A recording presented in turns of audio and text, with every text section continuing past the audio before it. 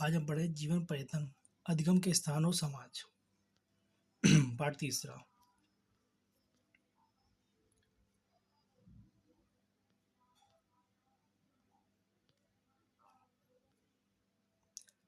अधिगम के स्थान जहाँ सीखने के अवसर नहीं मिलते हैं या जो सीखने का कोई अवसर नहीं देते, ऐसे कुछ स्थान की सूची बनाने का प्रयास करें और फिर उन पर विचार करें कि क्या ये स्थान वास्तव में किसी व्यक्ति या किसी विशेष समुदाय के लिए सीखने का कोई अवसर प्रदान नहीं करते। उन जगहों के बारे में भी सोचें जहाँ सीखने के हमेशा अवसर मिले होते हैं। राजनीतिक जीवन में अपनी प्रभावी भागीदारी के लिए अधिगम जारी रखते हैं। यह शिक्षा के संदर्भ को स्कूल और कॉलेज से लेकर विभिन्न स्थानों और समाजों तक विस्तृत करता है।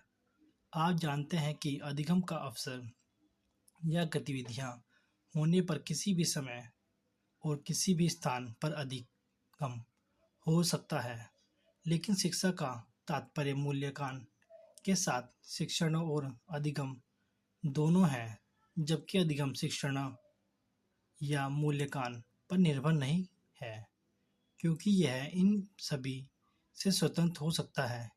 इस खंड में हम अधिगम के स्थानों, अवधारणाओं, प्राकृतिक और प्रकारों पर ध्यान केंद्रित करेंगे ताकि आप विभिन्न अधिगमों के स्थान के बारे में स्पष्ट हो।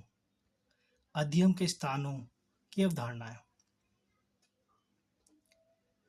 दूसरे शब्द में अधिगम के स्थान नियोजित या अनियोजित, संगठित या असंगठित, प्राकृतिक या आकस्मिक भी हो सकते हैं।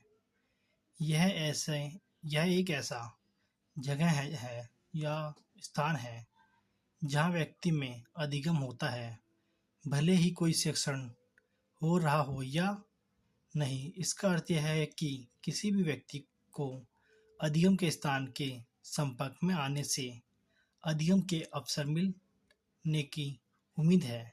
याद रखें, अलगाव में बैठे हुए भी लेकिन मौजूद ज्ञान विशेष समस्याओं और अनुभव को प्रतिबिंबित करने में गंभीरता से शामिल होने पर किसी का सक्रिय दिमाग स्वयं एक प्रभावी अधिगम जगह या स्थान के रूप में कार्य करेगा, क्योंकि यह अंतर व्यक्तिगत बातचीत की सुविधा प्रदान कर रहा है। उदाहरण के लिए, एक आसान कुर्सी पर बैठकर दार्शनिक की सोच गतिविधियां एक अधिगम की गतिविधियां हैं।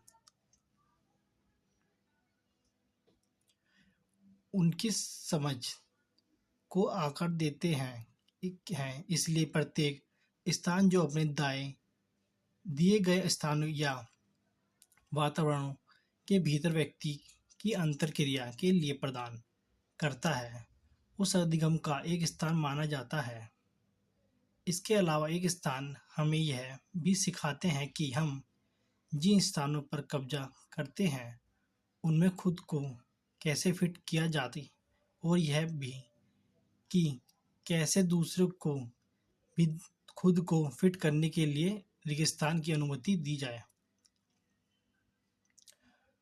एक प्रभावी अधिगम स्थान बनती है जिसमें स्वयं को उस स्थान के एक भाग के रूप में सही परिप्रेक्ष्य में समझना में मदद मिलती है।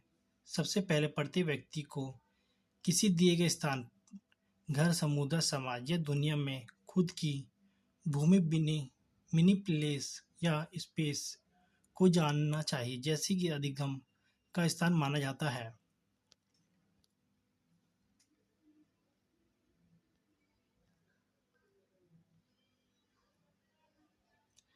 अधिगम की जगह की प्रकृतियाँ और आयाम। स्थान भूमि आधारित है, स्थान स्थानीय या स्थानीय है। स्थान संबंध आधारित है, स्थान अनुभवता है। स्थान बहुआयामी है। स्थान भूमि आधारित है, स्थान की भावना भूमि से जुड़ी होती है। जब हम स्वदेश संस्कृति को देखते हैं तो भूमि समूह पहचान का प्रमुख पहलू है। हालांकि भारतीय विविधताओं का का देश है, लेकिन एकता भी भावनाओं मौजूद है, क्योंकि लोग भौगोलिक पहचान की एक ही भूमि पर निवास करते हैं। स्थान किसी स्थान को समझने में स्थानीय केंद्रित है। अधिगम की स्थानीयकृता हो जाता है। पाठ्यचारकों को शिक्षार्थियों के सजीव संदर्भ के अनुसार आकार दिया जाता है। पूर्ण व्यक्ति के ने ऐतिहासिक रूप से उन जगहों जगहों जहाँ वे रहते थे एक साथ पारस्परिक प्रभाव के कारण अपनी खुद की एक पहचान विकसित की। स्थान संबंध व्यक्ति और स्थान के बीच एक भावनात्मक बंधन होता है। जब हम स्वदेश संस्कृति को देखते हैं, वह स्वदेश लोगों को आत्मीयत और उनके कब्जे वाले स्थान को देख सकते हैं। स्थान अनुभवताओं स्थान अनुभवताओं है। किसी व्यक्ति के पास जो अनुभव होता है वे उस स्थान का अर्थ देते हैं। उपरोक्त मामले में कि कैसे दाएं बाएं को ब्रूल के ग्रामीण के बीच जैविक खेती के तरीके को विकसित करने के अनुभवात्मकता शिक्षा प्रदान की गई है। स्वदेशी ज्ञान सीखने प्राकृतिक अनुभवता है जो संदर्भ और स्थान की भावना आधारित है।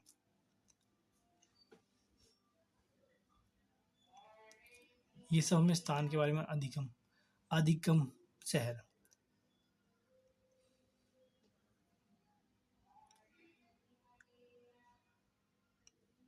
अन्य क्षेत्र परिचय पंचायत के सामान्य स्थान प्राप्त करने में विफल क्यों है।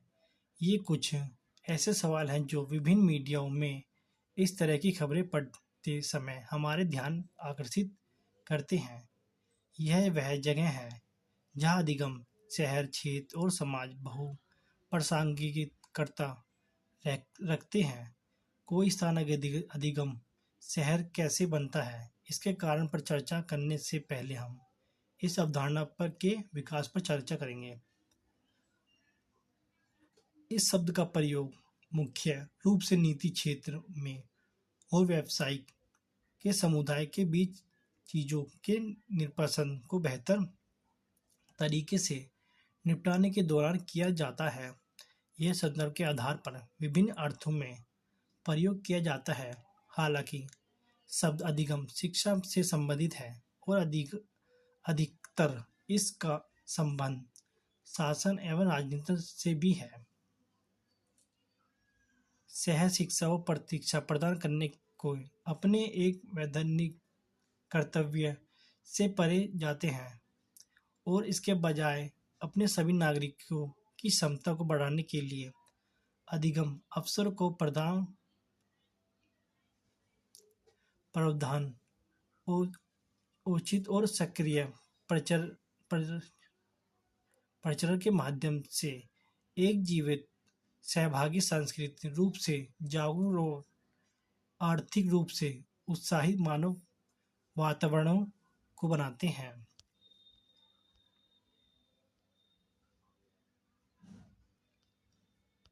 अधिगम क्षेत्र पहले उपागम के अनुसार अधिगम क्षेत्र लर्निंग रीजन को 1990 के दशक के माध्यम से में आर्थिक भूगोलवर्ताओं द्वारा पेश किया गया था। इस शब्द का प्रयोग क्षेत्रीय स्थान पर विभिन्न नेटवर्कों और समूह में सामूहिक अधिगम द्वारा निभाई गई भूमि पर जोर देने के लिए किया गया है, ताकि फर्म और क्षेत्र की नवीनतम और प्रतिस्पर्धात्मक प्रतिस्थापनात्मक को बढ़ाया जा सकता है। दूसरे उपागम में अधिगम के क्षेत्र का विचार अधिगम अधिगम की अर्थव्यवस्था से संबंधित था। नवाचार को अधिगम की अर्थव्यवस्था में एक इंटरैक्टिव अधिगम का प्रक्रिया के रूप में देखा जाता है। ऐसी अर्थव्यवस्था में ज्ञान, बुद्धि, संसाधन है और अधिगम एक महत्वपूर्ण प्रक्रिया है।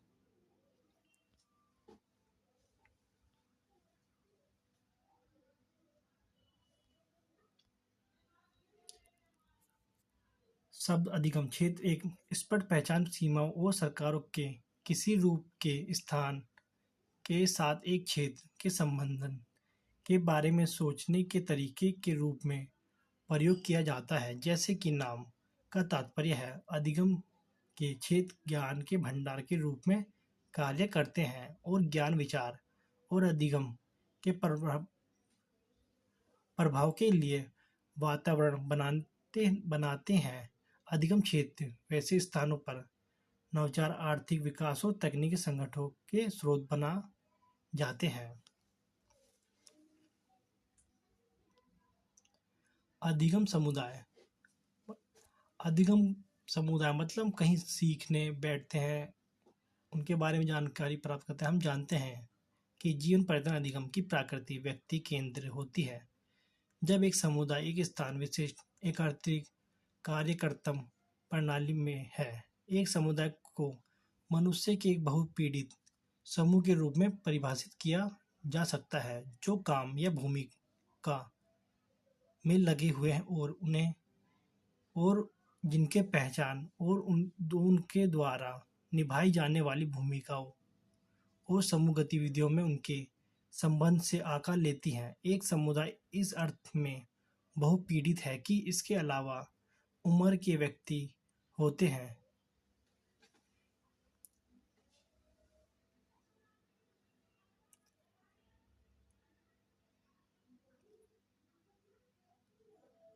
जो अपने सदस्यों के बीच जीवन पर्यटन अधिगम को सुविधाजनक बनाने या बढ़ावा देने के लिए विभिन्न प्रणालियों के तत्वों को आकर्षित करते हैं। उदाहरण के लिए, यहाँ तक कि एक विशेष इलाके में एक समुदाय के भीतर विभिन्न प्रकार के अधिगम में लगे विभिन्न प्रकार के समुदाय को ओवरलैपिंग हो जा सकता है। हालांकि एक समुदाय के सभी वर्गों के भीतर और परे आगे अधिगम के लिए निरंतर प्रतिबिंब और परिवर्तन का एक सामान्य सांस्कृतिक मूल हमेशा रहेगा। यह अधिगम समुदाय बनाने के लिए प्रेरणा का स्रोत है, जो वे अपने व्यक्तिगत सदस्य या उनके समूह के बीच जीवन पर्यटन अधिगम के सुविधाओं, प्रस्ताव या बढ़ावा देगा, जो अलग-अलग कार्य करते हैं या जिनके अभ्यास अलग-अलग हैं, जिनका ज्ञान आधार अलग है। इस प्रकार वे सभी छोटे अधिगम समुदाय के निर्माण करते हैं। यहाँ तक कि एक स्थान क्षेत्र अधिगम समुदाय के भीतर भी अलग-अलग भौगोलिक क्षेत्र में अलग-अलग समुदाय को तो छोड़ ही देते हैं। हालांकि यह है कि अधिगम समुदाय की संस्कृति जो संगठन प्रयास को सुविधाजनक बनाने में मदद करती है। कभी-कभी हम कह सकते हैं कि समुदाय शिक्षार्थियों है इस अर्थ में कि हम हर समय इलाके में दूसरे से सीख रहे हैं। यह सत्य है कि जब हम अधिगम को सामाजिक परिप्रेक्ष्य में देखते हैं तो अधिगम सामाजिक संदर्भ में होता है। सामाजिक संदर्भ एक छोटा सा स्थान हो सकता है, जैसे कि एक गांव, शहर में एक मोहल्ले या एक विस्तार भौगोलिक क्षेत्र या एक बड़े क्षेत्र में एक व्यापक समुदाय। इस खंड में जब हम सामाजिक संदर्भ का उल्लेख करते हैं तो समुदाय केंद्र में होता है, जहाँ सीखना लक्ष्य होता है। इसलिए हम अपनी चर्चा को सामान्य रूप से समुदाय की अवधारणाओं और विशेषण रूप से इस अभ्यास के समुदाय पर केंद्रित करेंगे। अधिगम समुदाय का भाषांतरण।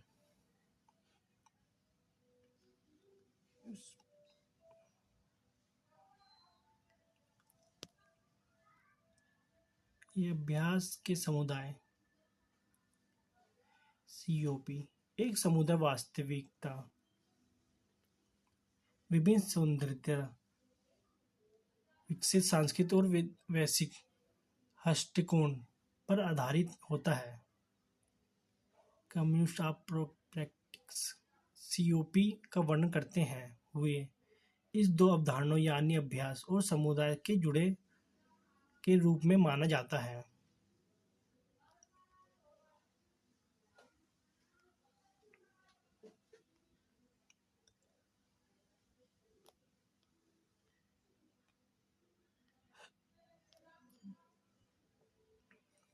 अधिगम समाज की अवधारणा को सबसे पहले आर्थिक सहयोग और विकसित विकास संगठन आईओसीडी और यूनेस्को द्वारा एक शिक्षित दर्शनों के रूप में विकसित किया गया था, जो एक राष्ट्र के विकास में शिक्षा द्वारा निभाई गई भूमि को पहचानते हैं,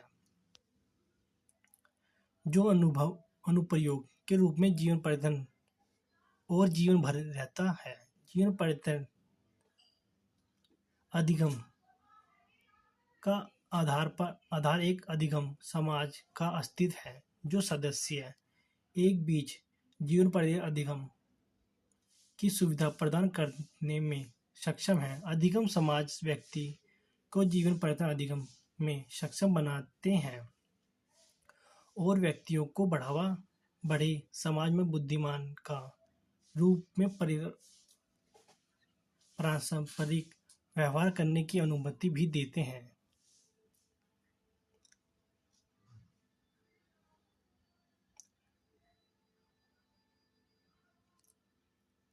जो सुधार की दिशा में सभी प्रयास को प्रेरित और संरक्षित करते हैं। शिक्षा अब एक विशेष रूप उम्र तक ही सीमित नहीं है, अर्थात जीवन का केवल एक हिस्सा है। अपनी पूरी लंबाई में सह अस्तित्व में यह एक मनोस्थिति और जीवन के आयाम का प्रतिनिधित्व करता है। यह एक ऐसे मनोस्थिति है जो हमें वास्तविकताओं के संपर्क में रहने में सक्षम बनाता है, न कि केवल काम और जिम्मेदारी की तैयारी के लिए। इसका अधिगम समाज अपने सदस्यों को जीवन में सिखाने में सक्षम बनाते हैं।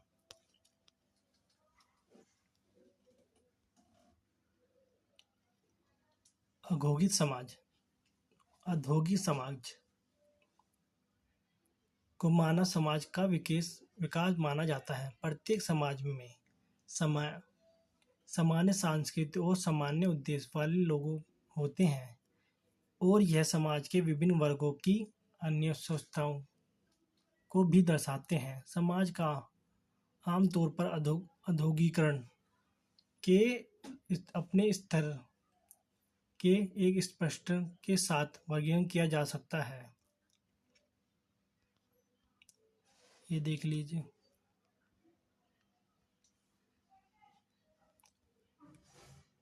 सूचना समाज दो शब्दों में मिलकर बना है। सूचना और समाज। सूचना वर्तमान समाज में प्रमुख शब्द है।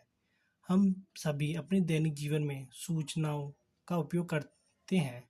सूचना बोधगम्य डेटा का एक संग्रह है जिसका उपयोग और संचार किया जा सकता है। इस डेटा का सारा यह है कि कच्चे तथ्यों को लिए एक अर्थ है। एक सूचना समाज एक समाज है जहां सूचना का निर्माण, वितरण, उपयोग, एकीकरण और हेरफेर करने एक महत्वपूर्ण गतिविधियां।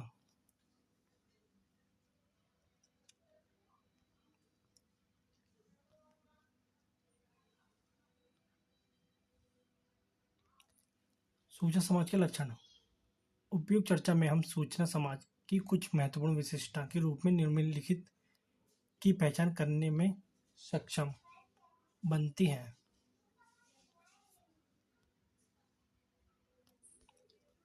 बाकी ऊपर देख लेना।